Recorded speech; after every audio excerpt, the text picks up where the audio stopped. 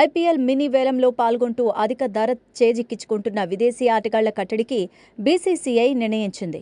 గత ఏడాది Mitchell Starc 24.75 కోట్లకు అమ్ముడయ్యాడు. 5-6 తర్వాత వేలానికి వచ్చిన అతను ఇంత భారీ ధర పలకడం చర్చనీయాంశంగా మారింది. ఇకపై ఇలాంటి పరిస్థితి తలెత్తకుండా బీసీసీఐ నిబంధనలు మార్చింది. రిటైర్ అయిన మెగా వేలంలో అధిక ధరకు కొన్న ఆటగాళ్ల కంటే ఎక్కువ మొత్తం రాకుండా నిబంధనలు మార్చింది. దీని ప్రకారం విదేశీ ఆటగాళ్లు 2026-2027 సీజన్లో పాల్గొనాలంటే మాత్రం 2025 మెగా వేలంలో రిజిస్టర్ అయి ఉండాలి. అయితే గాయం, అనారోగ్యం వంటి వాటికి సొంత బోర్డు సర్టిఫై చేయాలి. కాగా వచ్చే ఏడాది జరిగే మినీ వేలంలో విదేశీ ఆటగాళ్లు పొందే మొత్తంపై కూడా నియంత్రణ ఉంది.